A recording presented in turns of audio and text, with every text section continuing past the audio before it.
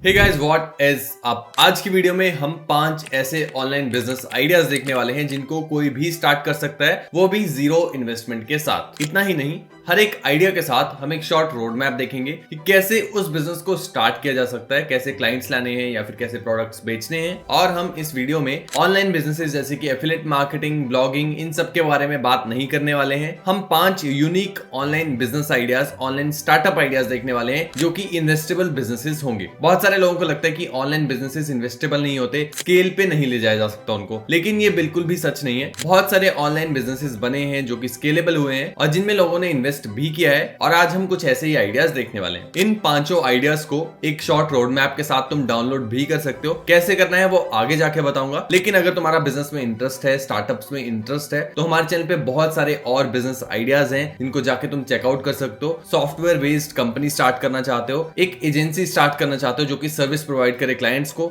सारे टाइप के business ideas तुम्हें हमारे चैनल पे मिल जाएंगे, जाके चेकआउट कर सकते हो। हर एक बिजनेस आइडिया के साथ हम एक फ्री बिजनेस प्लान देते हैं उस बिजनेस को स्टार्ट करने के लिए। तो अभी कभी सब्सक्राइब कर दो ताकि तुम्हें और बिजनेस आइडियाज मिलते रहे टाइम टू टाइम और नॉलेज तुम गेन कर सको। अब चलते हैं सीधा लैपटॉप स्क्रीन पे और देखते हैं हमारे वो 5 ऑनलाइन बिजनेस आइडियाज क्या हैं और कैसे उन्हें स्टार्ट किया जा सकता है।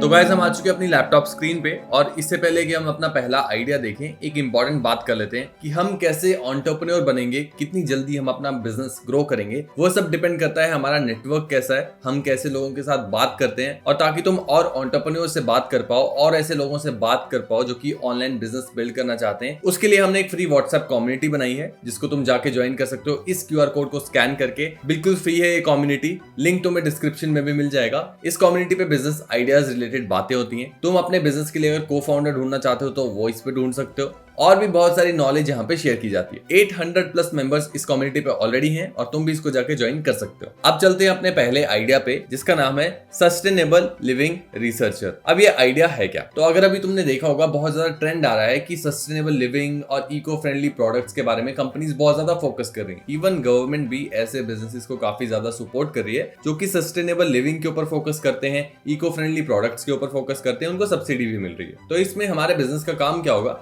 हम रिसर्च करेंगे, रिसोर्सेज फाइंड आउट करेंगे इको फ्रेंडली प्रोडक्ट्स के ऊपर या प्रैक्टिसेस के ऊपर, और वही रिसर्च एंड रिपोर्ट्स हम सेल करेंगे बिजनेसेस को या फिर इंडिविजुअल्स को। अब रिसर्च करने के लिए तुम फ्री डेटाबेसेस का यूज कर सकते हो, टूल्स का यूज कर सकते हो। ऑनलाइन बहुत सारे टूल्स तुम्हें मिल जाएंगे रिसर्च के ऊपर। तो बेसिकली ये रिसर्च के ऊपर ही हमारा बिजनेस मॉडल होने वाला है। अब इसमें यूनिक क्या है? एक तो हम सस्टेनेबिलिटी के ऊपर फोकस कर रहे हैं जो ऑलरेडी गवर्नमेंट सपोर्टेड है। दूसरा, हम एक नीश को टारगेट कर रहे हैं जो कि इको कॉन्शियस क्लाइंट्स। तो यही हमारी कंपनी को, हमारे बिजनेस को यूनिक बनाती है। अब इस बिजनेस को स्टार्ट कैसे करना है उसका एक छोटा सा रोड मैप देख लेते हैं। तो सबसे पहले तो हमें खुद सीखना पड़ेगा, रिसर्च करना पड़ेगा, देखना पड़ेगा सस्टेनेबिलिटी में ट्रेंड्स क्या चल रहे हैं, इको फ्रेंडली प्रोडक्ट्स क्या क्या हैं, ग्रीन प्रैक्टिसेस क्या क्या हैं। इसके लिए तुम फ्री रिसोर्सेज यूज कर सकते हो जैसे कि government reports, academic papers, Google scholar का यूज किया जा सकता है और बाकी और भी बहुत सारे रिसोर्सेज तुम्हें मिल जाएंगे। AI का भी यूज कर सकते हो रिसर्च करने के लिए। और ज्यादा नॉलेज गेन करना चाहते हो तो लिंक्डइन और ट्विटर जैसे प्लेटफॉर्म पे जाके तुम ऐसे एक्सपर्ट्स को फॉलो कर सकते हो जो कि सस्टेनेबिलिटी के बारे में बात करते हैं। दूसरा स्टेप होगा हमारा एक रिसर्च हब बनाना। तो जो भी हम रिसर्च करेंगे उससे जो फाइंडिंग्स होगी उसके एक कलेक्शन हम बनाएंगे और उसको एक जगह रखेंगे। जो भी केस स्टडीज होंगी, गाइड्स होंगी, इसको हम एक जगह स्टोर करेंगे। उसके लिए तुम फ्री के लिए गूगल डॉक्स यूज कर सकते हो, नोशन भी यूज कर सकते हो या फिर मीडियम पे तुम अपने आर्टिकल्स भी पब्लिश कर सकते हो। अब हमारे पास रिसर्च का डेटा है, हमारे पास इनसाइट्स हैं। इन इनसाइट्स को, इस डेटा को हम विजुअल ग्राफिक्स में कन्वर्ट कर देंगे, जिसके लिए तुम कैनवा का यूज कर सकते हो या फिर और भी डेटा विजुअलाइजेशन टूल्स तुम्हें मिल जाएंगे। क्योंकि विजुअल से इन्फॉर्मेशन को रीड करना ज्यादा ईजी रहता है, कम टाइम में तुम बहुत सारी इन्फॉर्मेशन को इनटेक कर सकते हो, इसीलिए विजुअल वाला एंगल ज्यादा बेटर रहेगा। तीसरा स्टेप हमारा आएगा फाइंड क्लाइंट्स और मार्केट सर्विसेज। तो अब हमें क्लाइंट्स ढूंढने, अब क्लाइंट्स मिलेंगे कहां पे? तो सबसे पहले तुम्हें रिसर्च करना पड़ेगा कि इको कॉन्शियस बिजनेसेस कौन कौन से हैं, कौन कौन सी कंपनीज हैं जो कि इको फ्रेंडली अपने प्रोडक्ट्स बनाती हैं या फिर सस्टेनेबिलिटी के ऊपर काफी ज्यादा फोकस करती हैं। इसके अलावा फ्रीलांस वेबसाइट जैसे कि Upwork, Fiverr, social media groups, sustainability forums, यहाँ पे भी तुम्हें अपने पोटेंशियल क्लाइंट्स मिल सकते हैं। एक बार तुम्हें अपना पोटेंशियल क्लाइंट मिल जाता है तो उसके बाद तुम उन्हें अपनी सैंपल रिपोर्ट्स दिखा सकते हो जो कि तुम्हें ऑलरेडी बना के रखनी है और उसके बाद उनकी रिक्वायरमेंट के हिसाब से तुम्हें उनके लिए काम करके देना है। सबसे बेटर तरीका खुद को मार्केट करने का होगा कंटेंट बनाना। सस्टेनेबिलिटी के ऊपर कंटेंट बनाओ, क्यों सस्टेनेबिलिटी इंपॉर्टेंट है, इको फ्रेंडली प्रोडक्ट्स क्यों इंपॉर्टेंट है, उसके ऊपर कंटेंट बनाओ, इन्फॉर्मेशन शेयर करो सस्टेनेबिलिटी के ऊपर। वहीं से तुम्हारे पोटेंशियल क्लाइंट्स तुम्हें मिल जाएंगे। तुम्हें बस सीटी देना होगा अपने कंटेंट में कि we do research on sustainability. Best तरीका यही होगा और ऐसे कंटेंट वायरल भी होते हैं और इसको सपोर्ट भी काफी मिलता है ऐसे कंटेंट को, क्योंकि हम नेचर के लिए कुछ कर रहे हैं। तो सबसे बेस्ट एंगल होगा कंटेंट क्रिएट करना इस बिजनेस के लिए और वहीं से लीड्स लाना। चौथा स्टेप है हमारा मोनेटाइज एंड एक्सपेंड। तो सब्सक्रिप्शन बेस्ड रिसर्च रिपोर्ट्स तुम ऑफर कर सकते हो, custom sustainability guides, consulting sessions दे सकते हो जूम के थ्रू, और बाकी इंटरनेशनल क्लाइंट्स हैं तो पेपाल के थ्रू पेमेंट्स ले सकते हो या फिर इंडिया में रेजर पे यूज किया जा सकता है। तो ये था हमारा पहला आइडिया। अब दूसरा आइडिया देखते हैं। दूसरा आइडिया है हमारा डेटा विजुअलाइजेशन सर्विसेज। तो जैसे कि हमने पिछले आइडिया में भी देखा कि डेटा जो है अगर वो रॉ पड़ा हो, बहुत सारे नंबर्स, बहुत सारा डेटा अगर ऐसे ही पड़ा हो तो उसको रीड करना मुश्किल हो जाता है। इसीलिए विजुअलाइज करवाना डेटा को, ग्राफ्स, बार चार्ट्स ये सब बना के देना, उससे डेटा को रीड करना बहुत इजी हो जाता है, उसको इनटेक करना बहुत इजी हो जाता है। वैसे ही अगर मैं किसी कंपनी का फाउंडर हूँ तो मेरी कंपनी में बहुत सारी छोटी छोटी टीम्स होंगी, जैसे कि मार्केटिंग की टीम है, एचआर की टीम है, ऑपरेशंस की टीम है, सेल्स की टीम है। हर एक टीम में क्या क्या चल रहा है उसकी अलग अलग रिपोर्ट्स बनती होंगी, बहुत सारे नंबर्स होते होंगे।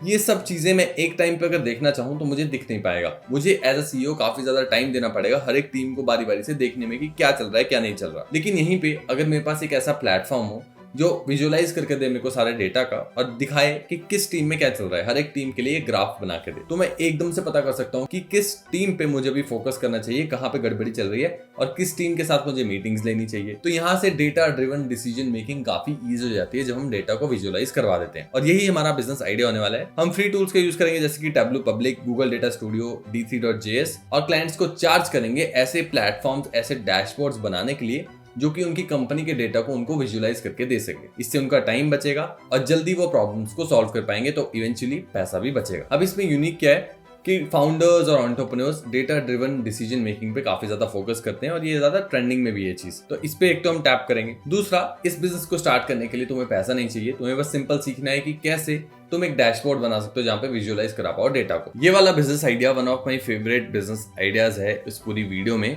और मुझे बताओ तुम्हें ये आइडिया कैसा लगा। अब इसको स्टार्ट कैसे करना है, तो सबसे पहले तुम्हें फ्री डेटा विजुअलाइजेशन टूल्स जो होंगे उनको सीखना पड़ेगा कि कैसे यूज किया जा सकता है। इसके लिए तुम YouTube, कोर्सेरा, बहुत सारे रिसोर्सेज हैं। वैसे तो YouTube पे ही तुम्हें सब कुछ मिल जाएगा अगर तुम ऐसे टूल्स को सीखना चाहते हो। वहां से तुम्हें पता लगेगा कि ऐसे डैशबोर्ड्स कैसे बनाए जा सकते हैं। दूसरा, तुम्हें सैंपल विजुअलाइजेशंस बनाने पड़ेंगी, तो तुम फ्री डेटा सेट्स उठाओ कैगल जैसे प्लेटफॉर्म से या फिर गवर्नमेंट वेबसाइट से, और उस डेटा के लिए तुम विजुअलाइजेशंस बनाओ। उसको तुम एज अ पोर्टफोलियो बाद में दिखा सकते हो अपने क्लाइंट्स को कि तुमने ये किया है और ऐसी विजुअलाइजेशंस हम बनाते हैं। तीसरा, क्लाइंट्स ढूंढना। इसके लिए तुम फ्रीलांसिंग प्लेटफॉर्म्स का यूज कर सकते हो जैसे कि अपवर्क, फाइवर, लेकिन अगेन इसमें भी same content marketing strategy use की जा सकती है, क्योंकि विजुअलाइजेशन के जो काम है उसमें विजुअल्स काफी ज्यादा क्रिएट होंगे और विजुअल जो होते हैं वो शेयरेबल ज्यादा होते हैं, ग्राफिक्स शेयरेबल ज्यादा होते हैं। तो सोशल मीडिया पे ये आइडिया, ये कंटेंट काफी वायरल जा सकता है और वहीं से तुम्हारे पास क्लाइंट्स आ सकते हैं। तो सोशल मीडिया का लेवरेज करो और बाकी ऑनलाइन कम्युनिटीज हैं, एंटरप्रेन्योर्स की कम्युनिटीज हैं, वहां पे जाके थोड़ा बहुत देखो कि क्या चल रहा है और वहां पे थोड़ा कंट्रीब्यूट करो, वहां से भी क्लाइंट्स मिल सकते हैं। चौथा है अपनी सर्विसेज को पैकेज करना, एज एन ऑफर देना। सब्सक्रिप्शन मॉडल पे भी काम कर सकते हो और वन टाइम बेसिस पे भी काम कर सकते हो। कम्युनिकेशन के लिए जूम का यूज कर सकते हो, क्लाइंट मीटिंग्स के लिए, और इनवॉइसिंग के लिए तुम रेजर पे वगैरह का यूज कर सकते हो। बहुत ही पावरफुल बिजनेस आइडिया है और एआई की हेल्प से इस बिजनेस को करना काफी ज्यादा इजी हो गया है। इस बिजनेस को बहुत जल्दी स्केल किया जा सकता है अगर सही से कंटेंट मार्केटिंग स्ट्रेटेजी तुम अप्लाई करोगे। अब चलते हैं अपने तीसरे आइडिया के ऊपर, जो कि है क्राउड फंडिंग कंसल्टिंग। अब अगर तुम्हें नहीं पता क्राउड फंडिंग क्या होता है, तो क्राउड फंडिंग होता है बेसिकली क्राउड से फंड उठाना, यानी कि नॉर्मल लोगों से फंड उठाना, हम जैसे लोगों से फंड उठाना। तो कोई भी कंपनी क्राउड फंडिंग के लिए अप्लाई कर सकती है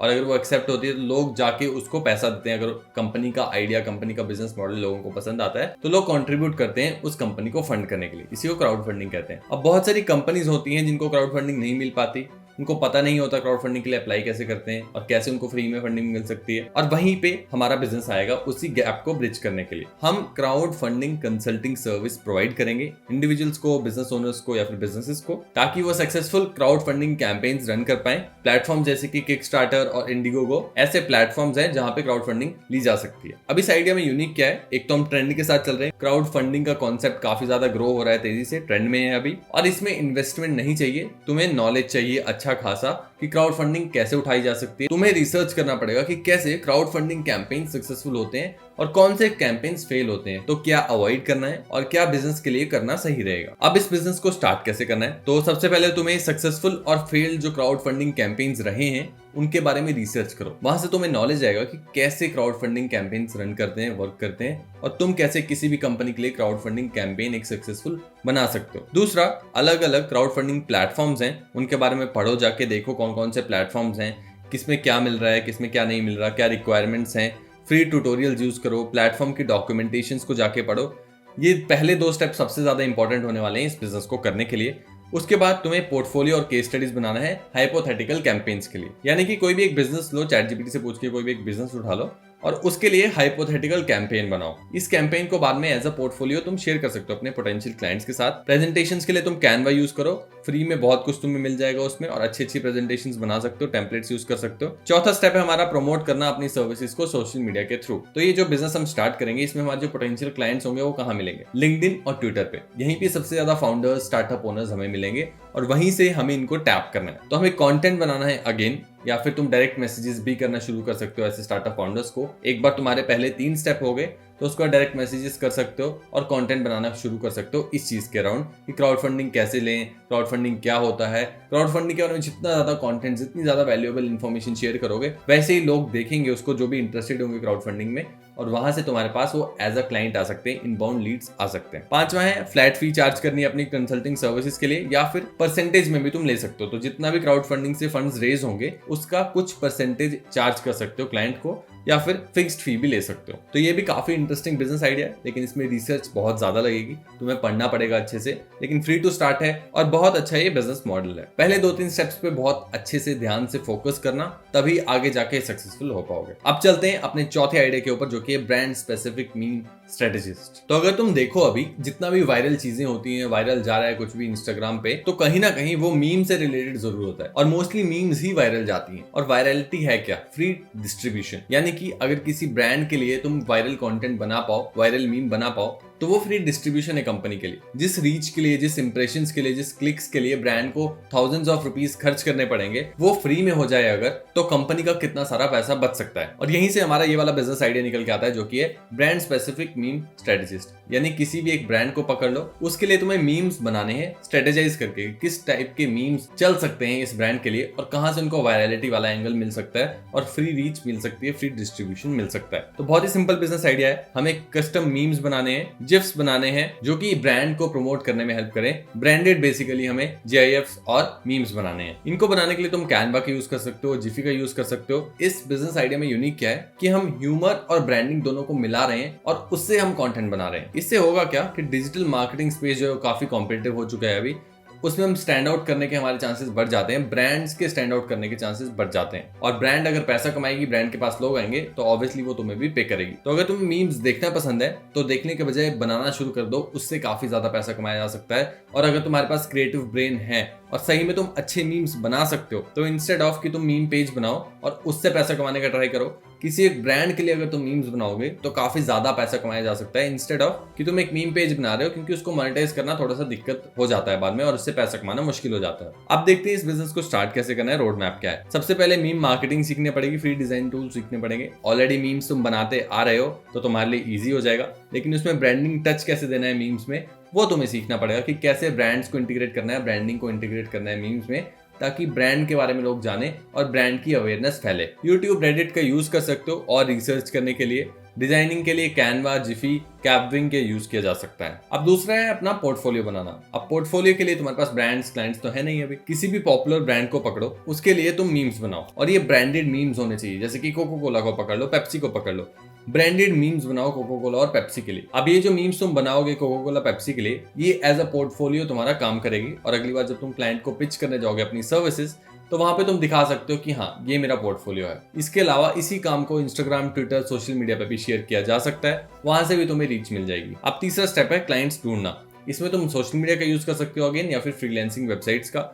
ऐसा कंटेंट जो है, जो कोक और पेप्सी के ऊपर जब तुम मीम्स बनाओगे, वो भी ब्रांडेड मीम्स, तो तुम्हें अच्छी खासी वायरलिटी मिल सकती है। और साथ में तुम कोको कोला, पेप्सी को टैग करो, वहां से हो सकता है वही तुम्हें हायर कर ले अपने लिए मीम्स बनाने के लिए या फिर अपना मीम मार्केटिंग के लिए। तो अपॉर्चुनिटीज बहुत ज्यादा हैं, सिर्फ क्रिएटिविटी का काम है। अगर क्रिएटिविटी अच्छी है तो कोई लिमिट ही नहीं है कि इस बिजनेस से कितना पैसा कमाया जा सकता है। साथ ही में फ्रीलांसिंग वेबसाइट्स पे भी ट्राई करते रहोगे तो वो भी सही रहेगा, लेकिन सोशल मीडिया मेरा फर्स्ट एंगल होगा कि सोशल मीडिया पे कंटेंट क्रिएट करके उसको वायरल ले जाने का ट्राई करना। पांचवा है नेटवर्किंग के थ्रू ग्रो करना और वायरल कंटेंट बनाना।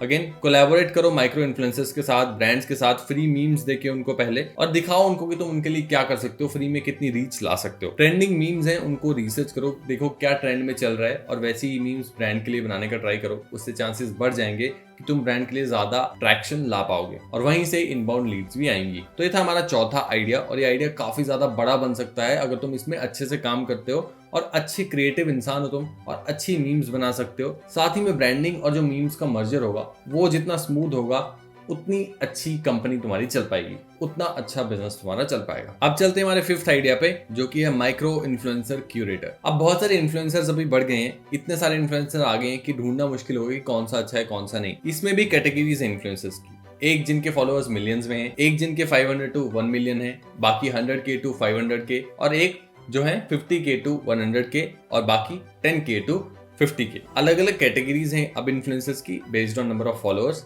लेकिन फॉलोअर्स से ज्यादा अभी इंपॉर्टेंट है रीच। अभी ऐसा भी हो रहा है जिसके 10K फॉलोअर्स हैं उसको मिलियंस में व्यूज आ रहे हैं और जिसके मिलियंस में फॉलोअर्स हैं उनको हंड्रेड्स ऑफ थाउजेंड में व्यूज आ रहे हैं। सब डिपेंड करता है कंटेंट क्वालिटी पे अभी मोर देन कितने सब्सक्राइबर्स हैं तुम्हारे। और इसी मार्केट में एक अपॉर्चुनिटी है कि हम एक ऐसा बिजनेस शुरू करें, kind of influencer marketing business, लेकिन हम सिर्फ फोकस करेंगे माइक्रो इन्फ्लुएंसर्स के ऊपर जिनकी एंगेजमेंट काफी तगड़ी है। ब्रांड्स को फॉलोअर्स से ज्यादा मैटर करता है कि कौन उनके लिए ज्यादा लोग ला सकता है, कौन उनकी ब्रांड को ज्यादा लोगों के सामने ले जा सकता है, प्रेजेंट कर सकता है। और यही काम करने में हम ब्रांड्स की हेल्प करेंगे। हम रिसर्च करेंगे, अच्छे अच्छे इन्फ्लुएंसर्स को ढूंढेंगे बेस्ड ऑन कैटेगरीज, जैसे कि स्पोर्ट्स कैटेगरी के लिए स्पोर्ट्स में हम बेस्ट इन्फ्लुएंसर्स ढूंढेंगे जिनके फॉलोअर्स 10,000 से 50,000 के बीच में है और उनकी एंगेजमेंट बेस्ट है उनकी नीश में। और यही हमारा यूएसपी बनेगा, अच्छे इन्फ्लुएंसर्स ब्रांड को ढूंढ के देना सस्ते प्राइस में और माइक्रो इन्फ्लुएंसर्स ब्रांड को ढूंढना जिनकी एंगेजमेंट बहुत अच्छी है, जिनकी रीच बहुत अच्छी है और अगर कंपेयर करें उनको बड़े बड़े इन्फ्लुएंसर्स से तो वो काफी सही काम कर रहे हैं। अब इसमें हम यूनिक कैसे होंगे, एक तो हम स्मॉलर हाई एंगेज्ड ऑडियंस के ऊपर फोकस करेंगे और हम इन्फ्लुएंसर मार्केटिंग को एक नए वे में करने का ट्राई करेंगे। और सबसे अच्छी बात, हम इसमें क्लाइंट फर्स्ट अप्रोच रख रहे हैं, यानी कि क्लाइंट्स के बारे में सोच रहे हैं कि क्लाइंट्स को क्या चाहिए, तो उससे हमारे बिजनेस के सक्सेसफुल होने के चांसेस बढ़ जाते हैं। अब इस बिजनेस को स्टार्ट करने का रोड मैप देख लेते हैं। तो सबसे पहले तुम्हें एनालाइज करना सीखना पड़ेगा माइक्रो इन्फ्लुएंसर्स को। अब इसके लिए तुम फ्री कोर्सेज कर सकते हो इन्फ्लुएंसर मार्केटिंग के ऊपर, देख सकते हो कि कैसे इन्फ्लुएंसर्स को फिल्टर किया जा सकता है, कैसे अच्छे इन्फ्लुएंसर्स ढूंढे जा सकते हैं।